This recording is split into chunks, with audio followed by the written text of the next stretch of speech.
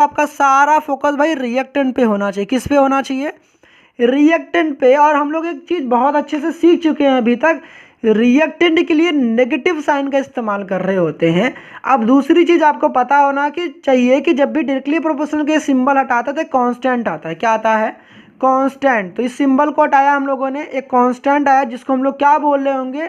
Rate constant कह रहे होते हैं, वेलोसिटी कांस्टेंट कह रहे होते हैं, या फिर स्पेसिफिक रेट कांस्टेंट के नाम से जानते हैं। ठीक है। अब यहाँ पर देखो सारी बातें ध्यान से समझो, बहुत अच्छे से मैंने लिख रखे हैं कि जो ये x और y लिख रखा है ना, ये x एंड y मे और may not equal to stoichiometric coefficient. जो यहाँ पर a स्मॉल b लिखा गया है ना, तो कई बार यहाँ पर ये चीज़ें आपस में मैच कर जाएंगी, तो हो सकता है ऐसा मैच कर जाए, बट x एंड y जो होती हैं वो एक्सपेरिमेंटली निकाली जाती हैं। तो याद रखना, एक्स एंड वाई कहाँ से आती है? एक्सपेरिमेंट से आती है। इसको बिल्कुल छापने का प्रयास बिल्कुल मत करना। अगर इसको जो आपने ये वाला लिख रखा है ना, rate is equal to k concentration of A की power x concentration of B की पावर वाई, इसको हम लोग बोलते हैं रेट लॉ, रेट इक्वेशंस के नाम से जानते हैं, जो कि एक्सपेरिमेंटली निकाली जाती है।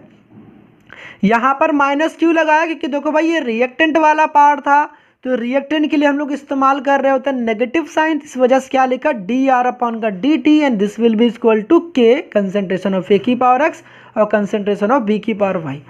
अब यहाँ पर मैंने आपको कुछ पी वाई क्यूज भी इंक्लूड कर रखे हैं। यहाँ पर पूछा गया है कि रेट कांस्टेंट की कुछ कैरेक्टरिस्टिक बता दो।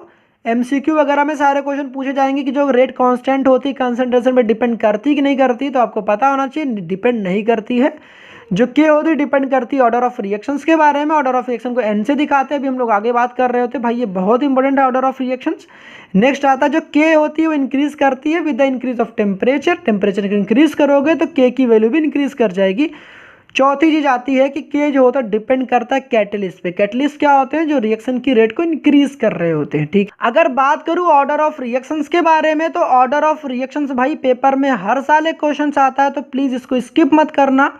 तो यहाँ पर अभी हम लोगों ने क्या समझा था कि ए और बी हमारे सामने दो रिएक्टेंट हैं, आपस में रिएक्शंस करते हैं, प्रोडक्ट की फॉर्मेशंस करते हैं। जैसा कि मैंने बार बार कहा है कि आपका सारा फोकस रिएक्टेंट वाले पार्ट पे होना चाहिए। किसी ने कहा कि इसकी रेट लॉ कैसे लिखोगे, तो रेट लॉ के लिए सिंपली लिखो रेट इज इक्वल टू के, जो भी रिएक्टेंट है उसकी कंसंट्रेशन लिखो ए की पावर एक्स बी की पावर वाई।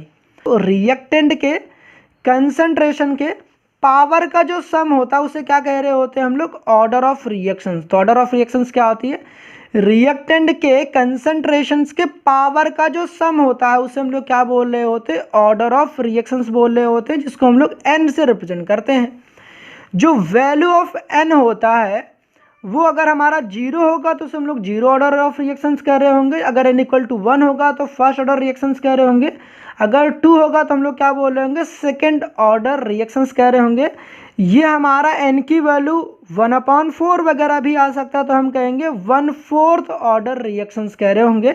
किसी ने कहा कि यार एन इक्वल टू 3/4 भी आ सकता है, तो इसे क्या बोल रहे होंगे? 3/4 ऑर्डर रिएक्शंस बोल रहे होंगे। बट हमारा जो सारा चर्चा होगा इन तीनों के बारे में ही होगा, इस वजह से मेनली मैंने इनके बारे में ही आपको बताया है। ठीक है। अब यहाँ पर मैंने एक इंपॉर्टेंट बात लिख रखी, ये कभी मत भूलना। क्या नहीं भूलना है भाई? कि जब भी हमें क्वेश्चन में रेट लॉ एक्सप्रेशन गिवन होगा तो हम लोग ऑर्डर हमेशा रेट लॉ एक्सप्रेशन से ही निकालेंगे। जो भी मैंने अभी बोला है उसी बात को यहाँ पर लिख लो। आपके पेपर में ना भाई ऑर्डर और मॉलिक्यूलरिटी के डिफरेंस पूछता है, तो इस वजह से मैंने सारे क्वेश्चन को पॉइंट वाइज कर रखा है ताकि आप डिफरेंस भी ऐसे ही लिख सको। तो आपको देखो मैंने यहाँ बता रखा ऑर्डर ऑफ रिएक्शन में भी एनीथिंग। एनीथिंग का मतलब भाई एक्सपेरिमेंट डेटा होती है ना। ऑर्डर हम लोग एक्सपेरिमेंटली निकालते हैं, तो एक्सपेरिमेंटल वैल्यू तो कुछ भी आ सकती है ना। तो यहाँ पर मैंने लिख रखा है नेगेटिव भी हो सकती है, जीरो भी हो सकती है, पॉजिटिव भी हो सकती है, फ्रैक्शनल वगैरह कुछ भी हो सकती है, ध्यान रखना। तीसरी चीज़ क्या होती है कि जो ऑर्डर होती है एक्सपेरिमेंटली दिया जाता है। जो हम लोग ऑर्डर निकालते हैं ना किसी रिएक्शंस की, वो एलिमेंट्री रिएक्शंस और कॉम्प्लेक्स रिएक्शन दोनों के लिए अप्लीकेबल होती है। ऑर्डर के लिए आप शॉर्ट ट्रिक क्या बोलोगे? Chief executive officer PN sir. मतलब कि सीईओ कौन है? पीएन सर है। मतलब कि जो ऑर्डर होती है वो कॉम्प्लेक्स रिएक्शंस के लिए भी वैलिड है, एलिमेंट्री रिएक्शंस के लिए भी वैलिड है। ऑर्डर जीरो भी आ सकता है, तो ओ फॉर ऑर्डर और यहाँ पर जीरो। उस तरीके जो ऑर्डर होती है मैं पॉजिटिव भी हो सकते हैं, नेगेटिव भी हो सकती है, फ्रैक्शनल भी हो सकता है, सब कुछ हो सकता है भाई, कोई दिक्कत वाली बात ही नहीं है। Now the most important question as per your examination जो हो सकता है वो मॉलिक्यूलैरिटी की हो सकती है। डेफिनेशन पूछता है तो मॉलिक्यूलैरिटी क्या होती है? मॉलिक्यूलैरिटी किसी भी सिंगल स्टेप रिएक्शंस के लिए होती है। ध्यान रखना मॉलिक्यूलैरिटी की डिफिनेशंस क्या है कि कितने नंबर ऑफ रिएक्टेंट जो होते हैं इफेक्टिवली कोलाइड कर रहे होते हैं और सही में प्रोडक्ट की फॉर्मेशंस कर रहे होते हैं, उससे हम कहते हैं मॉलिक्यूलैरिटी। मतलब कि जितने लोग कायदे में आपस में कोलाइड करेंगे उतने ही लोग प्रोडक्ट की फॉर्मेशंस करेंगे। जो लोग इफेक्टिवली कोलाइड ही नहीं करेंगे, दैट मीन्स टकराएंगे ही नहीं, उससे हम प्रोडक्ट की फॉर्मेशंस वो नहीं करते हैं। जैसे कि यहाँ पर देखो मैंने 5 रिएक्टेंट के मॉलिक्यूल लिए, ये 3 मॉलिक्यूल ही आपस में टकराए और प्रोडक्ट की फॉर्मेशंस हो गई। दैट मीन्स ये 5 आदमी आपस में लड़ाई कर रहे थे, 3 आदमी मर गए। तो जो आदमी मर गए ना, दैट मीन्स कि उनकी क्या मॉलिक्यूलैरिटी कितनी हो गई? 3। क्योंकि तो हमेशा से मैंने कहा कि आपका सारा फोकस रिएक्टेंट वाले तरफ होना चाहिए। मॉलिक्यूलैरिटी के लिए भाई एक्सपेरिमेंटल डेटा वेटा की जरूरत नहीं है, थ्योरेटिकल कॉन्सेप्ट। तो क्या काम कर रखा है, इसके आगे देखो 1 लिखा गया है ना, तो यहाँ पर देखो 1 लिखा गया तो इसकी मॉलिक्यूलैरिटी कितनी हो जाएगी? 1। यहाँ पर देखो 2 लिखा गया तो इसकी मॉलिक्यूलैरिटी कितनी हो जाएगी? 2। यहाँ पर देखो 2 लिखा गया, यहाँ पर 1 लिखा गया तो इसकी मॉलिक्यूलैरिटी कितनी हो जाएगी? 3। 3 कैसे आया? 2 + 1 करने से आया। ठीक है, अगर मैं कहता हूँ कि 4HBr + O2, यहाँ पर 1 लिखा हुआ है तो दैट मीन्स कितना हुआ? इसकी मॉलिक्यूलैरिटी अगर आपने 5 बता दी तो भाई साहब ये गलत। क्या हो जाएगा? गलत। सावधान हो जाना, इसकी मॉलिक्यूलैरिटी जो एक्चुअल में मॉलिक्यूलैरिटी कितनी है? 2 है। अब यहाँ पर देखो एक प्यारी सी बात लिख रखी, मॉलिक्यूलैरिटी जो होती किसी भी रिएक्शंस की ऑलवेज या तो 1 होगी, या तो 2 होगी, या तो 3 होगी। 1.1 भी नहीं हो सकती, 2.1 भी नहीं हो सकती, 4 भी नहीं हो सकती। क्योंकि थियोरेटिकली ऐसा कहा जाता है ना कि जो मॉलिक्यूल कोलाइड करते हैं उनकी 3 से ज़्यादा कोलाइड करने की प्रोबेबिलिटी होती ही नहीं है। तो इस वजह से 1, 2 और 3 ही हमारी मॉलिक्यूलैरिटी सिर्फ हो सकती है, जो कि आपको पता है एक पॉजिटिव नंबर है, तो दैट मीन्स मॉलिक्यूलैरिटी ऑलवेज पॉजिटिव ही होती है। नेक्स्ट आता है कि it is given by balance chemical reactions. जो मॉलिक्यूलैरिटी होती है ना, वो देखो बैलेंस केमिकल इक्वेशन थी कि नहीं? बिल्कुल थी। तो इस वजह से जो मॉलिक्यूलैरिटी होती है वो बैलेंस केमिकल इक्वेशन से दी जाती है। और यहाँ पर हम लोगों ने करा भी 3, कैसे आया था बताओ? By sum of coefficient of all the reactant. जो भी रिएक्टेंट थे उस कोएफिशिएंट को हम लोगों ने जोड़ दिया है, तो इस वजह से ये लिखा हुआ है। नेक्स्ट आता है it is only applicable for elementary reaction. जो सिंगल स्टेप्स में रिएक्शंस हो रही होती हैं उसमें ही सिर्फ इस्तेमाल करा जाता है मॉलिक्यूलैरिटी। मैंने बार बार कहा था ऑर्डर भाई कॉम्प्लेक्स रिएक्शन और मॉलिक्यूलैरिटी दोनों के लिए होती है, मगर जो मॉलिक्यूलैरिटी होती है सिर्फ एलिमेंट्री रिएक्शंस के लिए होती है। अब आपके सामने नेक्स्ट जो क्वेश्चन आता है वो रेट कांस्टेंट की यूनिट पर बेस्ड आता है। ऐसा कोई साल नहीं हुआ जिस बार आपको रेट कांस्टेंट की यूनिट पर बेस्ड क्वेश्चन ना पूछा गया हो। ये आपके सामने एक फॉर्मूला लिखा हुआ है, इसको तो आप देख ही लो। मोल की पावर 1 - 1, लीटर की पावर n-1, सेकंड की पावर -1।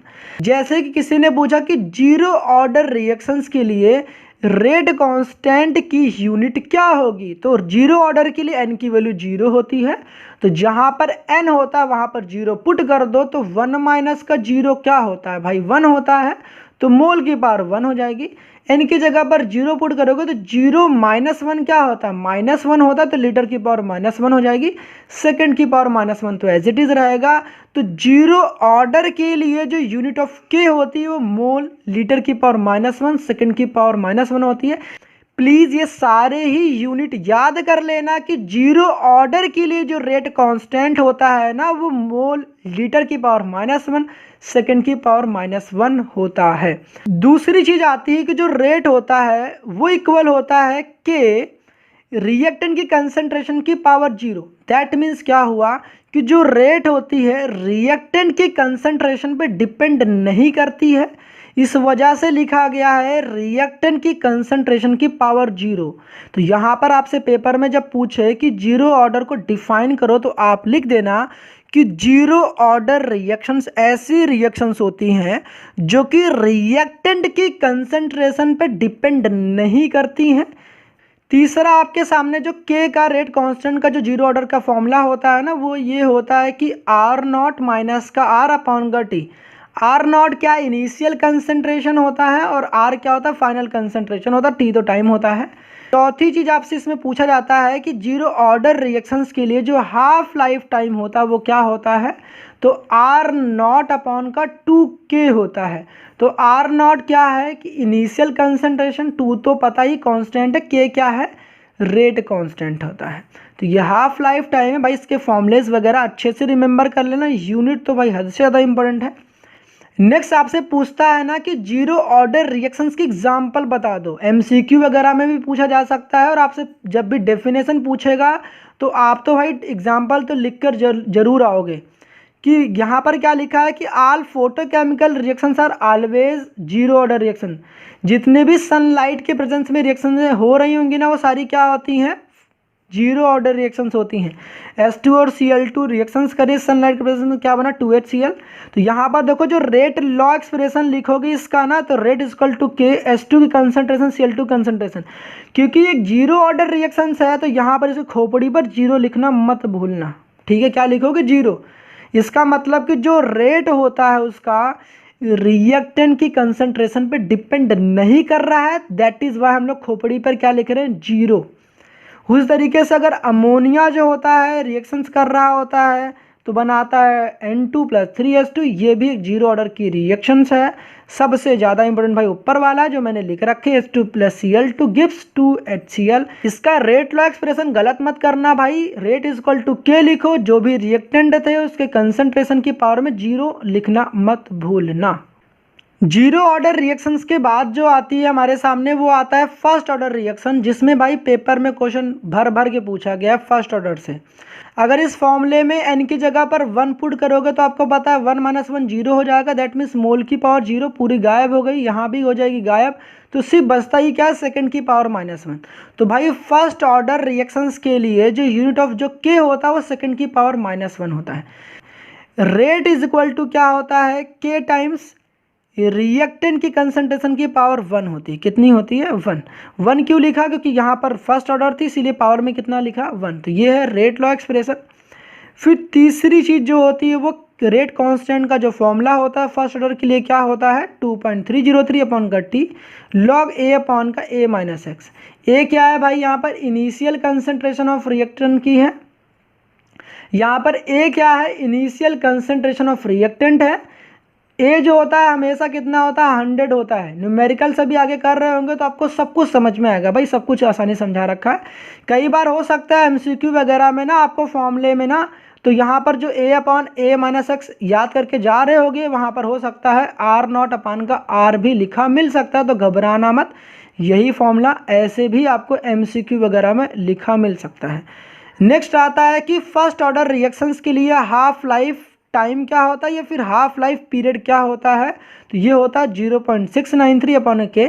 इन सब की डेरिवेशन वगैरह मत करने लग जाना, जितना मैंने बताया है कायदे में सिर्फ इतना करके जाना, ऐसा हो ही नहीं सकता कि आप भाई साहब इसको अच्छा ना करके हो, ठीक। अब इसके एग्जाम्पल भी आपको याद तो 1-2 करने ही पड़ जाएंगे कि अगर फर्स्ट ऑर्डर की बात कर रहे होंगे तो 2 मोल आपके हाइड्रोजन पेरोक्साइड के डिकम्पोज हो जाते हैं 2H2O + O2। यहाँ पर जो रेट लॉ लिख रहे होते के H2O की पावर 1, देखो यहाँ पर 2 था ना, हम लोगों ने खोपड़ी पर 2 लिखा क्या ना, बिल्कुल नहीं लिखा। तो आपको ये पता है ना जो ये 1 और 2 आते भी है ना ये रिएक्शंस में, रेट लॉ एक्सप्रेशन में जो ये 1 आया है ना ये एक्सपेरिमेंटल डेटा है, हम लोगों ने अपने मन से नहीं लिखे हैं।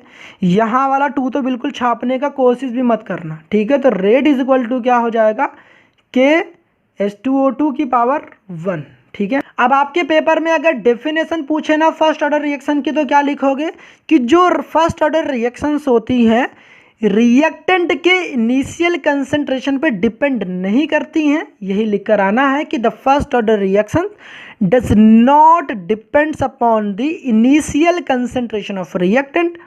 उसके बाद पूछेगा कि भाई फर्स्ट ऑर्डर रिएक्शन की कैरेक्टरिस्टिक बता दो, तो आप क्या लिख देना all radio active decay process always क्या होती हैं फर्स्ट ऑर्डर रिएक्शंस होती हैं।